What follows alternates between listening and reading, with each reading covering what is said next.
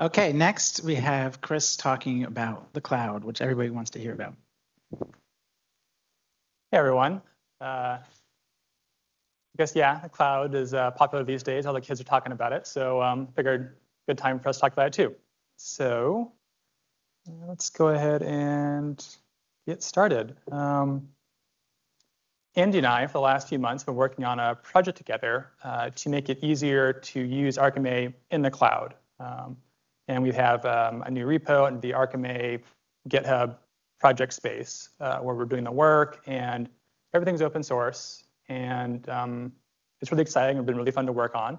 And we're hoping that you're interested in it, too. My name is Chris Halma. I'm a senior engineer at AWS. And on GitHub, I am at Chalma. So a little bit about myself to start off with, to sort of give you some context about who I am and why I'm talking to you about this. Been at Amazon for a little over 10 years now. And over the course of that time, I started out in the security org on a product called AWS Cloud HSM, which is effectively a cloud rental service for hardware security modules. So you just store some certificates, and you don't want to deal with the hardware security modules yourself. So you pay Amazon's money, and one just sort of appears in your virtual private network. Over the course of that time, I got to touch a lot of stuff, everything from configuring and onboarding racks of hardware in a data center with the help of data center technicians, to control plane, database management, all the operational stuff associated with that. So I have some sort of context in a lot of spaces, and also sort of the security domain. And then after that, I moved into an org called AWS Builder Tools, which is Amazon's developer-focused tooling organization, so focused on making developers more efficient, more effective. And in that role, me and another developer created a set of a framework and a set of tools and templates and associated technologies that enabled the entire company to start using AWS like an external customer would. Previously, developers would use a bunch of weird, wonky ways to deploy stuff to AWS. And we sort of changed that and made everyone able to use it like an external customer would. Among other things, I did design for something, I'm not sure if you guys have heard, if you've used AWS, something called the Cloud Development Kit, which is like an abstraction on top of CloudFormation. And I did the design for using the Cloud Development Kit inside of our build, test, release products internally. And I'm now on AWS OpenSearch, where I'm focused on making it easier for people to use OpenSearch and its various open source products. So with that in mind, I've been working on a new project, I guess, in the Arkime sort of product catalog. And it's focused on making it easy to use Arkime in a cloud-native manner. And I say cloud-native very specifically because I think it's easy to take sort of your on-premise, sort of more internal understanding of sort of how to do deployments and try to turn that into a cloud solution that doesn't really leverage the benefits of the cloud, doesn't sort of acknowledge the challenges of the cloud. So I think from my experience working in builder tools, one of the most powerful things you can give builders is a working best practice solution for a problem that they can build on, they can iterate on, they can learn from. If they have something tangible they can see that works, that's a very sort of powerful thing. So that's what me and Andy have been working on, is providing that for Arkime in AWS specifically. So the goal is to have both a data plane and control plane. Control plane is basically, you set up your capture stuff. Data plane is, the actual traffic flows for your capture. We're also sort of focused on making it easy to develop and continue developing, as well as these sort of operational aspects of owning a solution like this. And that's kind of what I want to emphasize here. It's not just like a CloudFormation template we're handing off, right? It's a solution. So as I'll sort of talk about in a few minutes, as we go into the components of this thing, it's a command line control plane along with infrastructure definition and management. There's dynamic configuration, so it sort of will adapt to what you do with it. There's an operational focus to make sure that this is something that you could own in a real cloud setting, and things to make it easier to continue to invest in.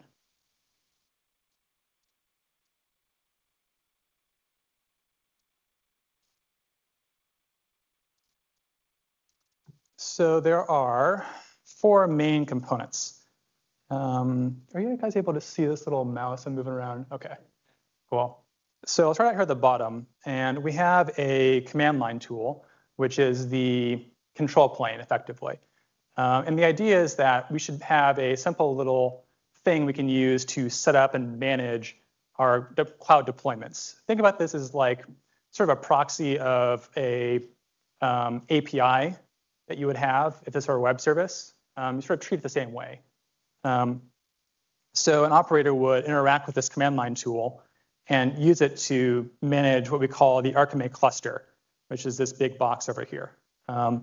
Probably should explain this first. So for the time being, we are doing everything in a single AWS account. So the user would have a AWS account, they'd have some existing traffic sources, existing VPCs and so on, which is all this gray stuff. They would use the management CLI to create an Arkime cluster in that account and then be able to monitor the traffic of their existing stuff in the account. We actually, so let's talk about the capture VPC. So this is going to contain all of the stuff you'd normally associate with Arkime. You have the capture processes, you have the viewer processes, you have the OpenSearch domain, and you have a place to store the PCAP, which in this case is an S3 bucket. And the management CLI will create all this stuff for you. It'll also tear it down if you ask it to. And then we get the traffic from the traffic sources by using traffic mirroring. So we just replicate all the traffic in your existing VPCs or virtual private networks and send them through a product called Gateway Load Balancer into the capture VPC, where it goes to the capture nodes, and then that does the normal sort of Arkime stuff. And I mentioned that it sort of will react to what you do with your fleet. So we have event-based configuration. So let's say that you have EC2 instances or whatever. We will be able to see that there's a change in the scaling characteristics of your fleet. So it scales up, scales down, and it will go ahead and automatically update the mirroring so that it's captured and sent to the capture nodes. There's a lot of tech in here that's sort of AWS specific, and I'm not sure our people with familiarity with that sort of stuff, so I figured good to have a slide to explain what this stuff is. The command line tool itself is Python, and it uses the Boto AWS SDK, which is the Python SDK for AWS. And you can think of the CLI as sort of the orchestrator, and it sort of manages the process as your entry point into this solution, but doesn't actually do the deployment of the AWS resources itself or sort of define them. For that, we use a technology called the Cloud Development Kit, which is, if you're familiar with CloudFormation is a AWS service that allows you to specify AWS resources with JSON or YAML, and then deploy those as a cohesive unit. But it's kind of a pain in the butt to deal with a lot of times. It's a component, not a solution. The Cloud Development Kit is an abstraction on top of that. So you never actually touch JSON or YAML. You talk to an object-oriented language that'll actually manage a lot of the gross stuff associated with CloudFormation for you. And the Python CLI wraps a CDK application. And so I'll show you a bit later when I do the demo how that sort of works. But it's the CDK side that does the infrastructure deployment and definition. For our state, we use a product called Systems Manager. Has a sort of sub-product called Parameter Store. It's a very lightweight way of just tossing stuff in the cloud and say, here's some information, just store it for me. So for our compute, we use Elastic Container Service. specifically for the capture nodes, we're using ECS on EC2, so everything is Dockerized. We basically just have it deployed to EC2 instances. And for the viewers, we're using the serverless version of Docker in the cloud, Fargate, because we don't have to use EC2. There's a reason we have to use ECS and EC2 for the capture nodes, which I can go into later if you're interested. The mirroring is done by something called VPC traffic mirroring, which is a product of VPC. And effectively what it does is it allows you to specify which network interfaces that are in the cloud to sort of mirror the traffic from to a specific location. You can do filtering, you can do all sorts of stuff like that. And you can say, I want these ports, I want this source, that destination, so on. We send it to another product called Gateway Load Balancer. And so as part of the setup for a particular VPC, we'll insert some endpoints into the VPC. So there's a destination to send this mirrored traffic to. And these endpoints are sort of the portal into the capture VPC. All the event stuff is done by a product called Event Bridge.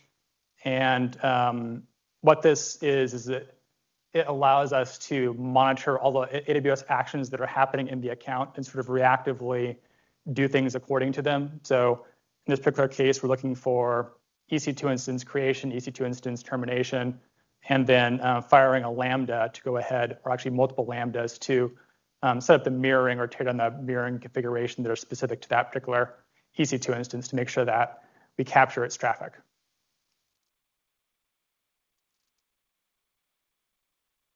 So let's go ahead and do some demo.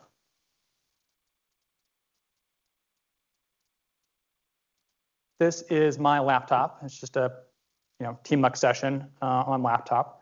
I have the repo checked out. And let's go ahead and I'll show you the command line interface for this tool.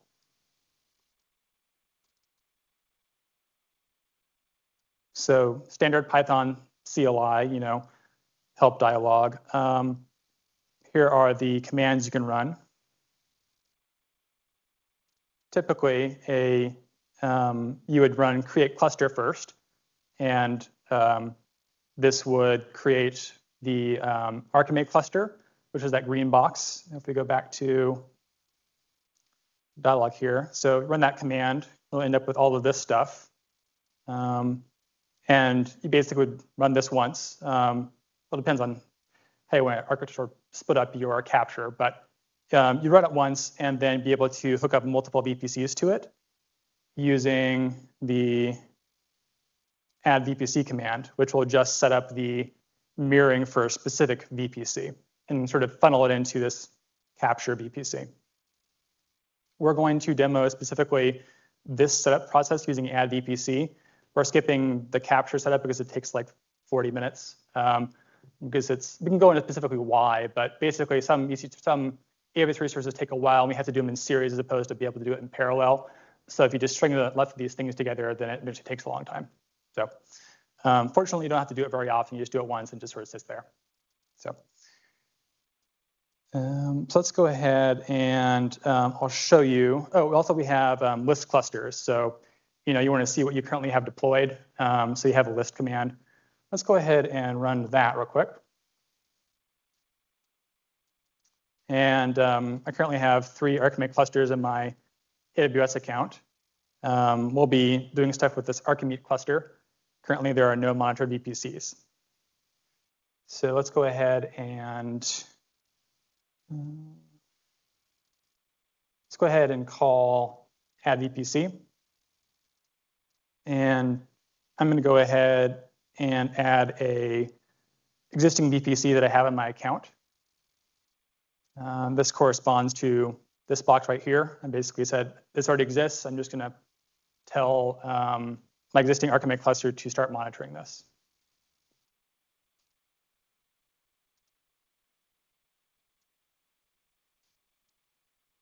This is going to take about 4 minutes to do.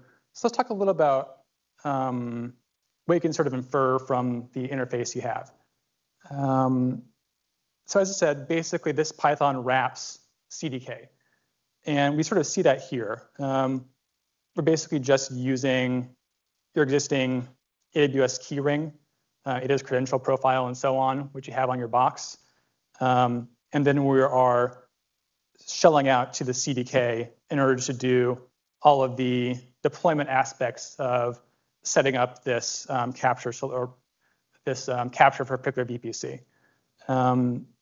The default experience is you have a very minimal log feedback because the full stream is completely overwhelming, but you can tail the output by tail the log file for the full detail, and you get a bunch of information. Currently, we're in CloudFormation deployment, so it's just a lot of the same stuff slowly making progress.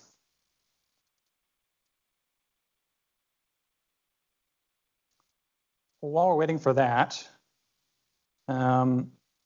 take you to this Arkime dashboard. So this is the viewer of the Arkimeet cluster.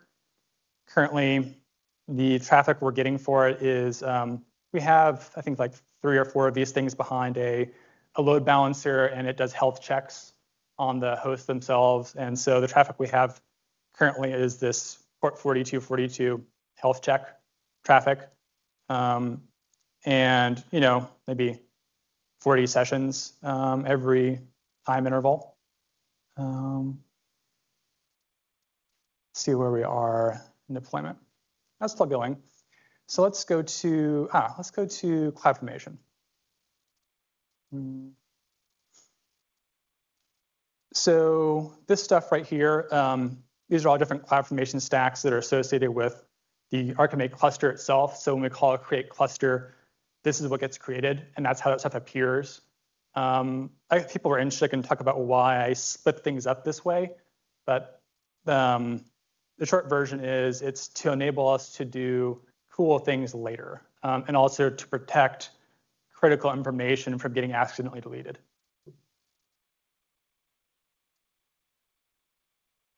Well, that's still chugging away. Does anyone have a question so far while we're waiting for this thing to complete?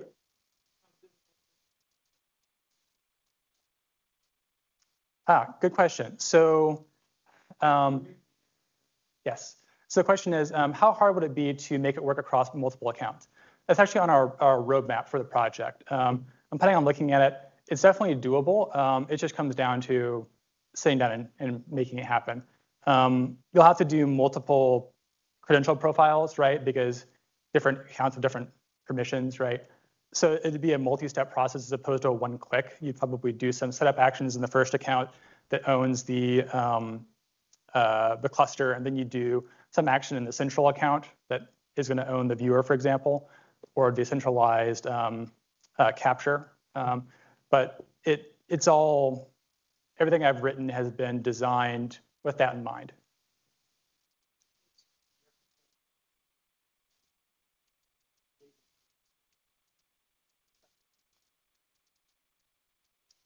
So the question is, using gateway load balancers, can you do traffic mirroring from one account to the other? And the answer is yes. You can also do, I don't think you can do cross-region, but I know you can do cross-account with it. So our add VPC, question?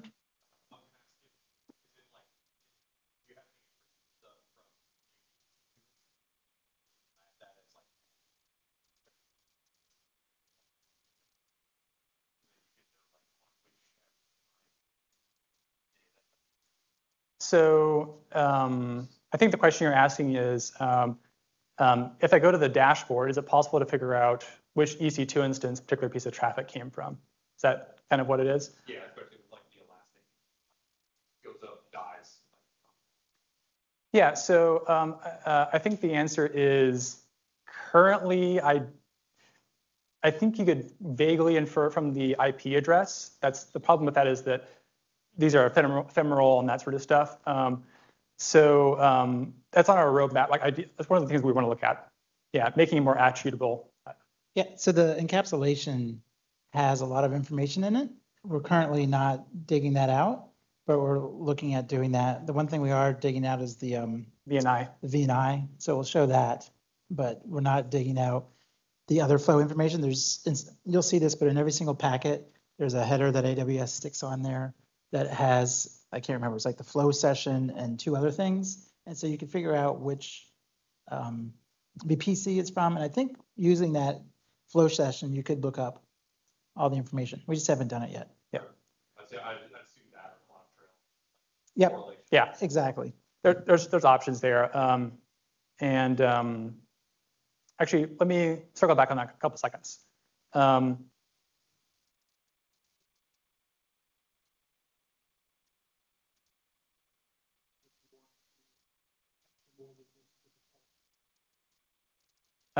the question was, how easy is it to craft the traffic mirroring filters to your own likings? And the answer is, if you're vaguely familiar with TypeScript and you're willing to make a couple of changes in the code, easy.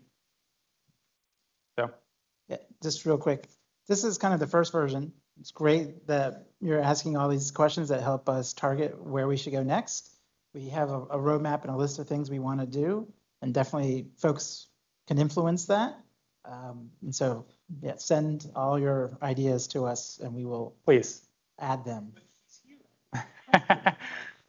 I agree, but I also want to protect him a little bit and say this is awesome. It's first version. It's even, how about it's pre-first version? Yeah. And it's 2 months. And we're working as fast as we can, but we would love to hear your ideas and what you would like to see. So definitely during happy hour or during the fire talk section, please. So yeah, so our ad VPC has wrapped up, and I do want to point out that I mentioned before that Python sort of wraps the CDK. These 2 lines, well, these 4 lines are the CDK, and after we finish with the CDK deployment, we do some additional work in the Python side to set up mirroring for the particular EC2 instances and ECS tasks that are currently in the account. So let's actually circle back to what Owen was talking about earlier about VNIs.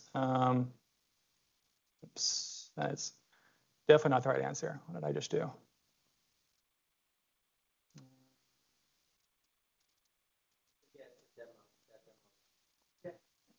Oh, I reloaded the window. That's the problem. Okay, that's fine.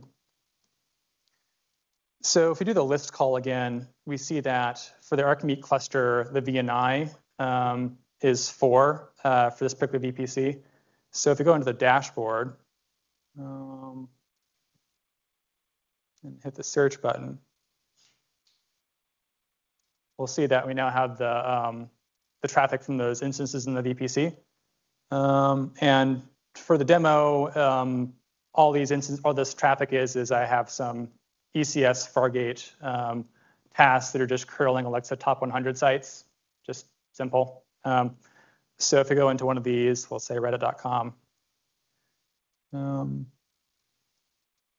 We see that the VNI should be 4. Where's the VNI? There we go. Bingo. Yep. Okay. So you see that. So you can sort of infer the VPC among other things. You can specify the VNI number if you want to do that too. And you get all the normal stuff you'd expect from Arkime. So let's go ahead and demo its ability to react to changes in scaling. So right now, you have a VPC at steady state, has some stuff in it, and then you get a whole bunch of new customers hitting whatever, right? So I'm going to go ahead and go to Fargate.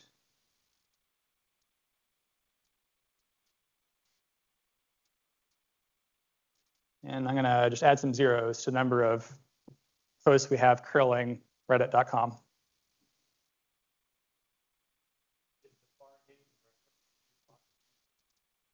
I don't know what the etymological history of the Fargate service's name is, but yeah, I'd love that to be the case.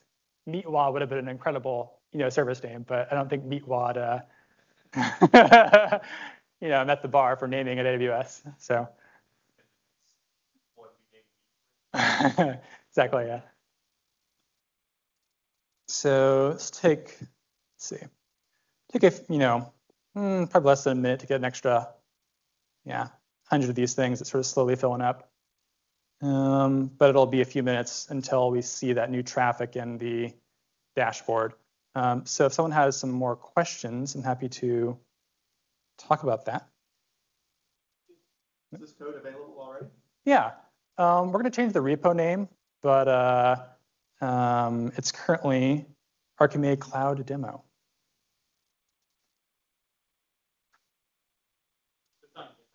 Yeah. So it should become Arkime / AWS -AIO all in one, but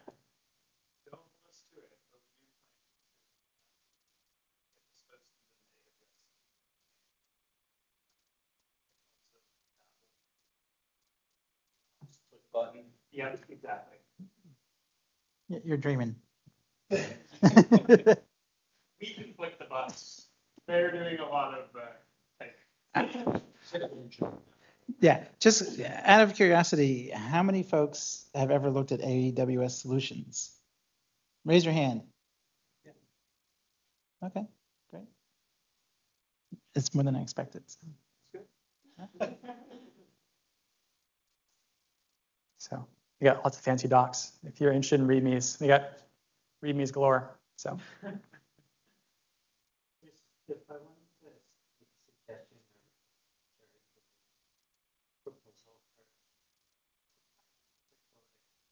You would go to this and do a issue, I guess, or pull request. Yeah, that'd be even better. But How sick are you of hearing Andy complain about containerization in general? I think I've worn him down, and he's been forced to accept the wave of containerization. I actually rejoined the Docker channel the other day. Yeah, that's scary. I'm still, I think, argue with Chris. Chris and I argue probably weekly about which way would have been easier to do something, but so far Docker always wins somehow. I don't know. Huh? EKS, right? Yeah, right. I have to admit the coolest thing, which Chris just said, I'm just adding 2 zeros. I mean, he literally just started up 100 instances in whatever, a minute or two, and if you look at the graph, which he's about to say, sorry. They're slowly starting to have it start to filter in. Didn't have to go to PEG. You didn't have to go anywhere. It just started up. And what's really amazing about what Chris has done here is he did not run the script or anything. Like, it instantly started traffic mirroring all those new instances. If you're familiar with how traffic mirroring normally works, you normally have to go do something. Yes. It's not great. Where this is magic.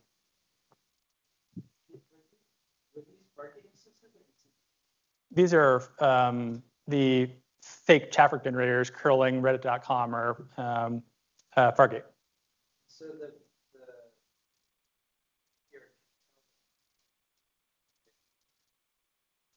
Yeah, so at the end of the day, it's just an elastic network interface, and an elastic network interface is either the right type or the wrong type, and if it's the right type, we can mirror it, and if it's the wrong type, we can't, or it doesn't make sense to mirror, right? So what we do is we sort of listen to the stream of events on something called the default event bridge, which every AWS account has, and you can listen to it or not.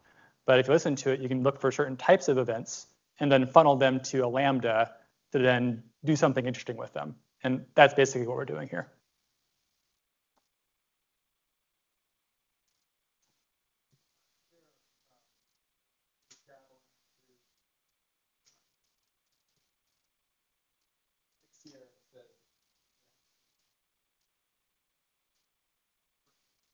Mm-hmm.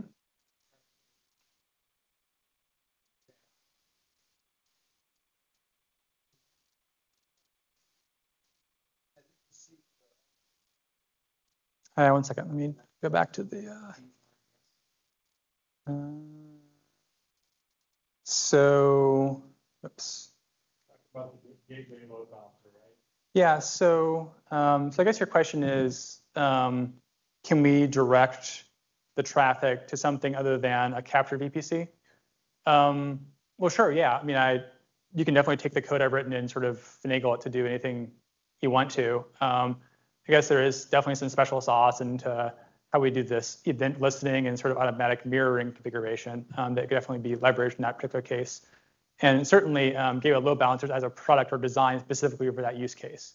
We're using it in a little bit of unusual way, where I think if you ask the original creators of gateway load balancing, they would say that usually the traffic would flow through that other VPC and then back to the original VPC it came from. So you're kind of having a bump on a wire type deal. We're just doing a straight mirror. It's one-way traffic only. There's benefits and drawbacks to both solutions, but the biggest reason why I chose this one is because it was really fast and easy to implement, and we're trying to make some progress here. If that makes sense. But it's entirely possible that people would say, I want the bump in the wire, but I want to make sure that I want to capture everything, and nothing I don't capture doesn't pass through, right? Yeah, just to add real quick, so there's no confusion. Arkime is not an IDS, and we have no plans to make it an IDS. I would love to someday run more than just Arkime on those capture nodes. At Yahoo, what we did or do, I don't know what the right tense is run multiple tools on the capture nodes. We call them our visibility nodes. And so we're running Zeek, Suricata, Arkime, other tools all on there. We'd love to have a full solution like that. That is not what we're doing now. We're just fully focused on Arkime. And like Chris was mentioning, a lot of what the vendors are doing is they're either running the traffic all the way through in kind of an IPS type solution. So it's actually doing preventative. It's not just detection.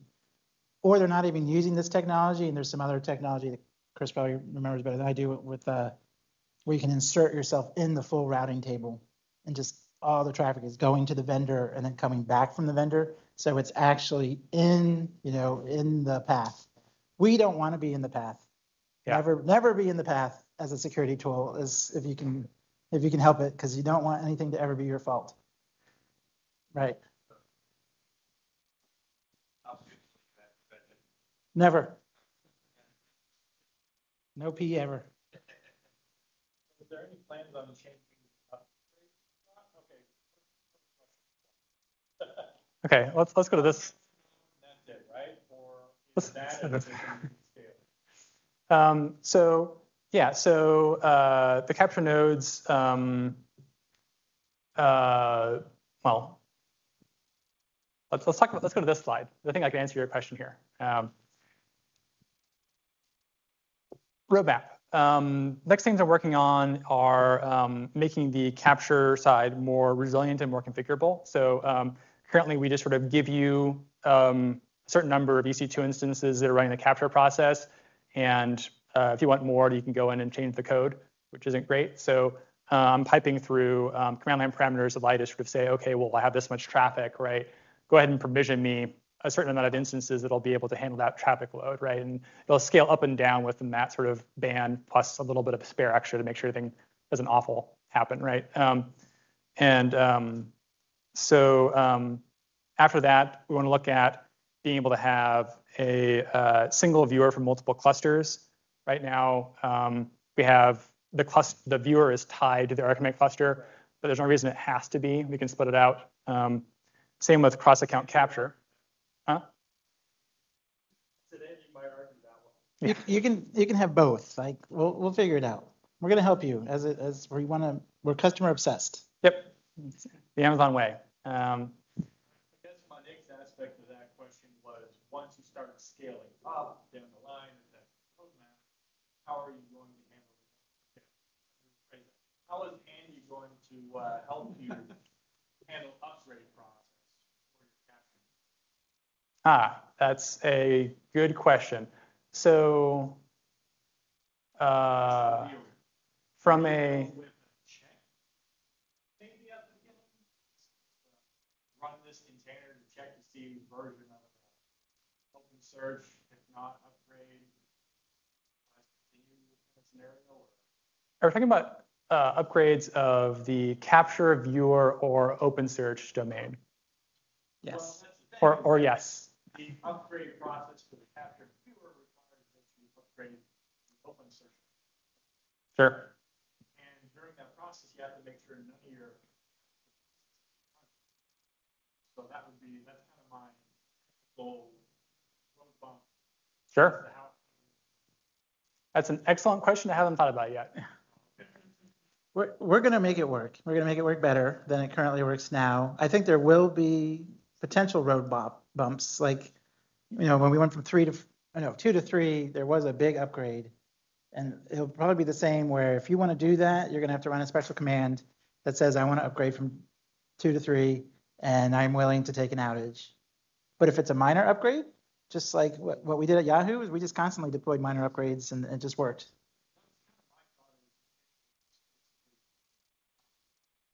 Shutting down all the capture processes, running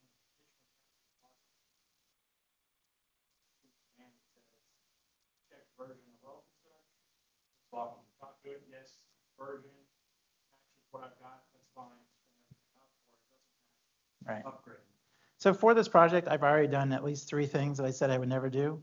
We made it so db.pl has options now that will only upgrade if it needs it. So we've already looked at that. Yeah, I see all the smiles already. We've made it so that the viewer node that does cron queries can self-elect. You no longer have to put that in the configuration file. I guess that's something I should have covered earlier. And I can't remember what the third thing is, but Docker. We've done a lot of stuff. So we are going to get there. It's going to help the on-prem also, because I find it interesting. Most people who used Arkime on-prem wanted to be able to touch and control everything and love configuration. Yeah, but you still cared about what the machine was. You got to choose the machine. You got to choose how many you were running and stuff. Once we're going to the cloud, we're back to the opposite, where it's like, don't care, just want it to work. And so we're trying to find that balance of making things just work, but still, maintain the culture of Arkime where, there are some things that you can tune. But keep in mind that this is a GitHub repo, right? Yeah. So it's totally possible for you to just fork this thing and do whatever the heck you want with it. Not a problem. I was just curious if you had time or not, because that's probably something I'm going to have to tackle myself.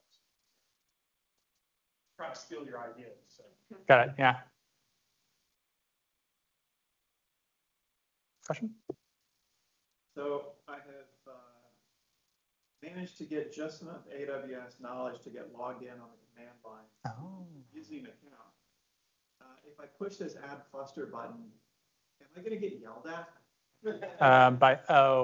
I think the answer is no. So how much money does it cost for me to push the add cluster button? I was going to say, depends by who. It's a finance person.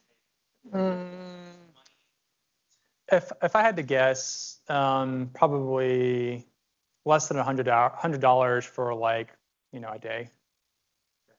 So does it make a big cluster or a small cluster? It's pretty small. I think it's like 4 EC2 instances, a smallish OpenSearch domain, that sort of stuff. It's not too crazy. I think what I'm hearing is I should probably ask before I do this. How about tell? You should tell before you do it. Like kind of in between. Yeah. We do want to make it so that you can configure some of this and have control over it. So right now we're making decisions for you, but we're going to make it so there's command line options so that you have input into it. Everybody has their own relationship with AWS, and so we really can't talk about cost.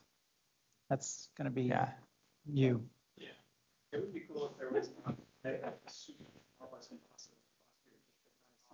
and vet out the ideas. Yeah, I think.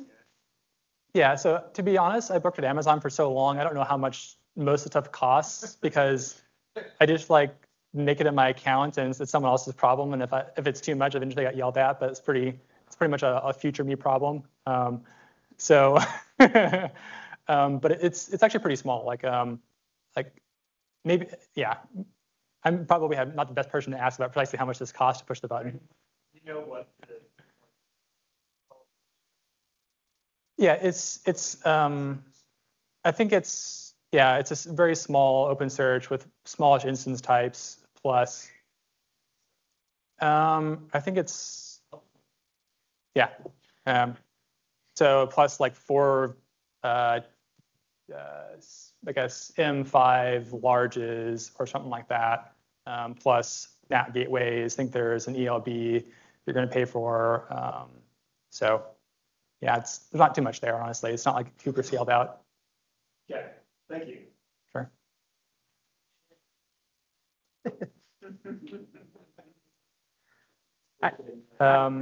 So to finish up the roadmap, cross-region viewer. So it'd be great if basically if you're running a global, be able to run a global dashboard for your analysts, right? So we're sort of looking ahead to both cross-account capture and cross-region viewer as sort of the end game, to sort of have a real solution. Does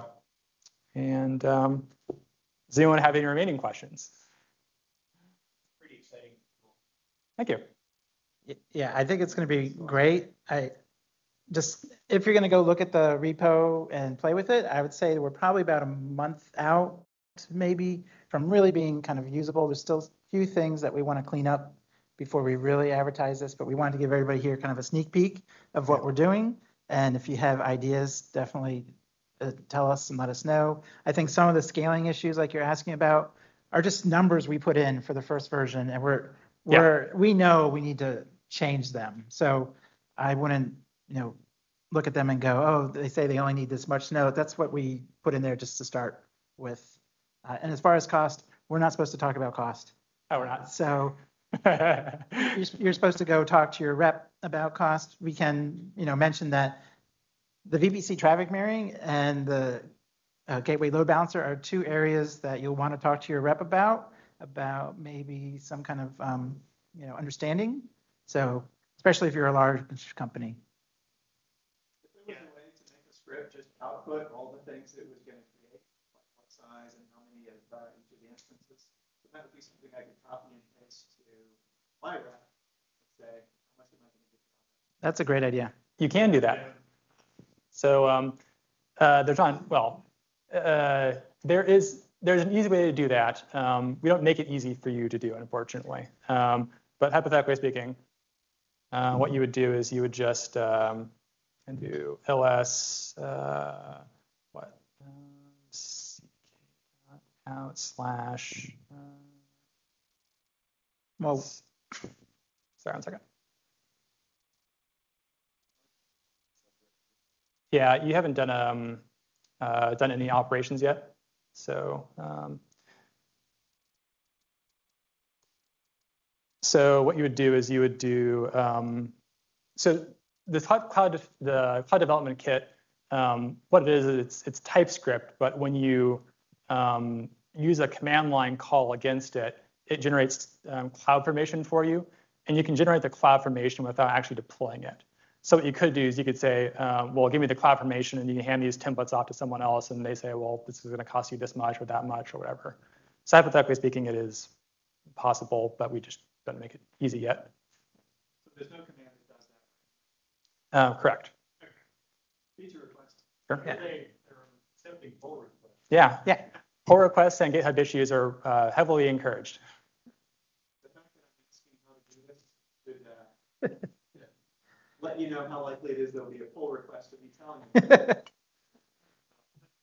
you. We are looking for partners, people who are interested in playing with this right away.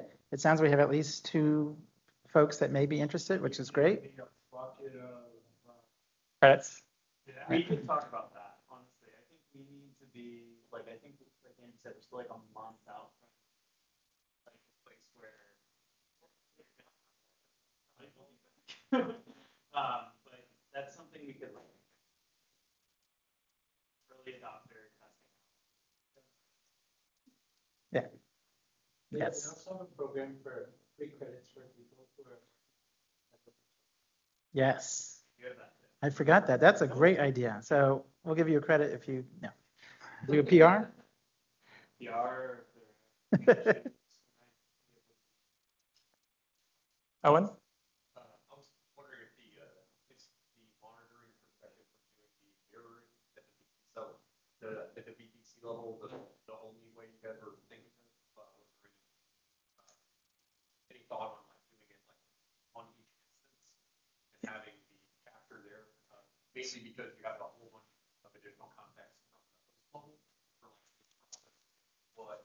this process. But generate the spy data from that, because if we just cap that things like that longer term storage, obviously give up anything as a service type stuff. Yeah, so the question is, have we considered doing the mirroring from within the virtual instance as opposed to at a higher, or I guess a lower level abstraction? I think there are a lot of options for sort of how to do this. That's an option we could consider for certain use cases, especially if there's a lot of people who want that sort of thing. I think there's benefits and drawbacks to that, right? Because then you're responsible for installing something on your own EC2 instances, for example. And if you're doing something like a Dockerized solution, then you're running multiple processes within your Docker container, and then you have to do process management with the Docker container, and so on, right? So there's drawbacks to that. And we sort of picked this solution because it was a fast and easy way to offer a solution that would work for most-ish people quickly.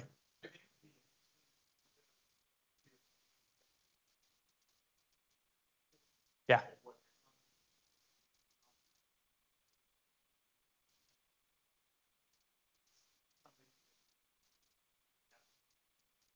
Yeah, 100%.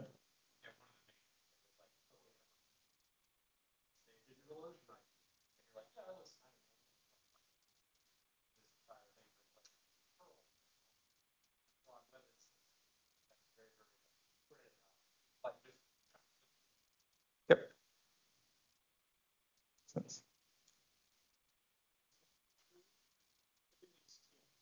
Hmm? Okay.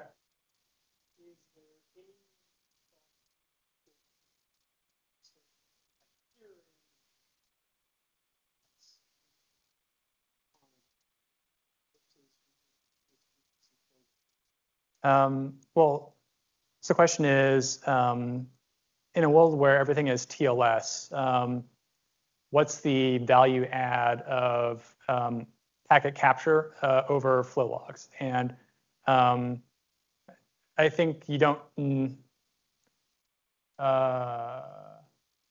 Wish Andy was here, because I think he's thought a lot about this particular thing. From my impression, you don't have the same level of information, even in like flow logs just tells you a high level of context than you'd get even for encrypted packet capture that you're putting through Arkime. That's kind of my understanding. Unfortunately, Andy's not here. Owen? There are fingerprinting methods that you can look at to be able to see if things are square lots, so that you can identify whether or not like something is not compliant, for instance. And then also, depending on where you choose your cell terminations, like you Bingo. could be actually monitoring behind the termination and then see everything. That's another thing is, obviously, if you're able to change the boundary of your TL or TLS termination, then different story entirely, right? So we call those mullet dips in Amazon. It's business in the front and party in the back. So. Yeah.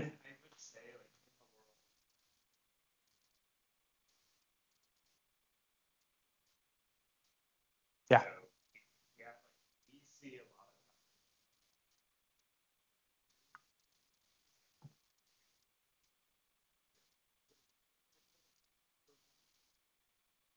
there are certain things that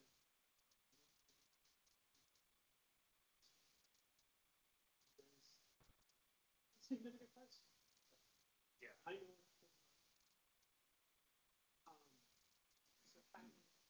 A centralized interface like viewer that would allow us to both look at what we're packet capturing, some flow log data.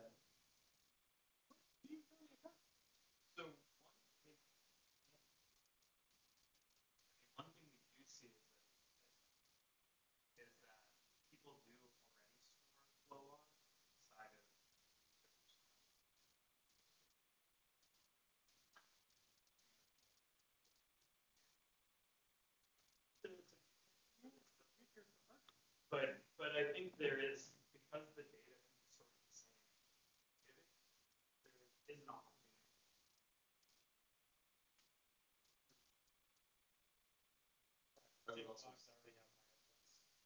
Oh, no, when it's instance and instead of having to. I'd also point back to what you said earlier, as far as one of the rules that is potentially going to be pushed out as default is going to be CLS truncate Yeah. 20 or packets. I teach Arkime. I've already covered using an elastic stack to include all the different ones normalized together. And I say, oh, by the way, if you just take a look at the SPY data and you look at flight count, source destination IP address, port, etc., you're really just getting a slightly different view of the exact same figures. So I would actually say that even though it's not VPC flow logs natively, it does provide the same level of investigative value because you have all the same figures alongside those first handful of packets that can still be used. I think they're not only complementary, like they're turn your head sideways and squint a little bit, they're exactly the same. All the SSL certificate info, you're like, oh, that's the default one for Cobalt Spring. Flag on that, or the JA3 packet. Very valuable.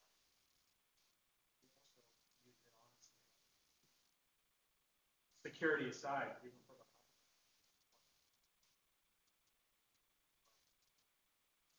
something that looks like it successfully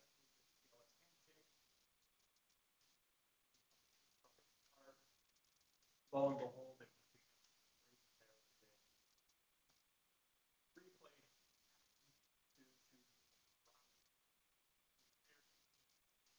we always blame it. But well, from an operational standpoint, it was useful to have that data. Granted, we could have just as easily device, but all of our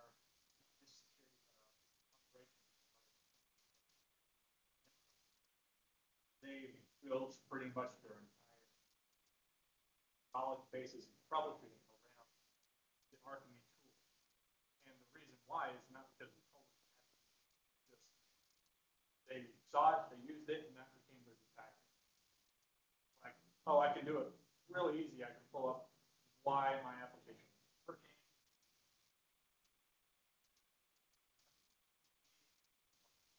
So there is methods of selling security. Selling that security.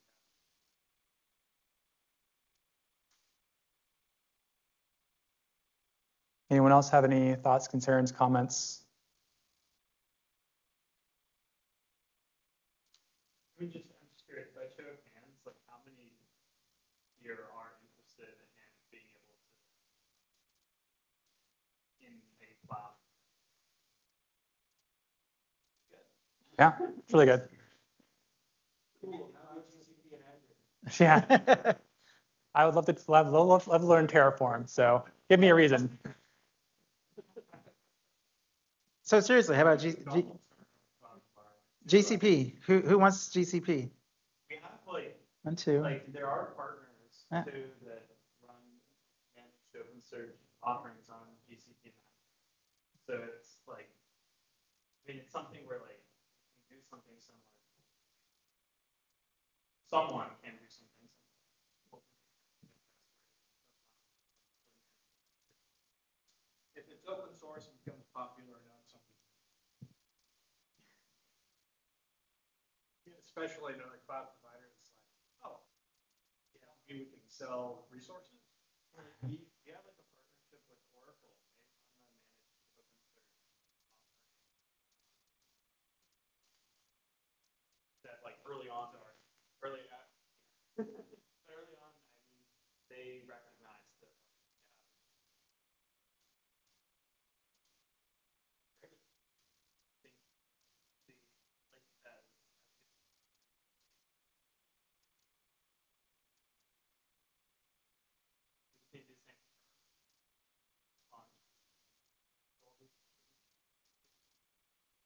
Yeah, I think this is really exciting and cool stuff, and can't wait to work with folks who are interested in it. Yeah, so I'm on the Arkime Slack workspace, so it's on us. I'd love to talk to people afterwards. If they have more comments, concerns, questions, whatever, or pull requests, GitHub issues, greatly appreciated and welcomed. So, cool. Okay.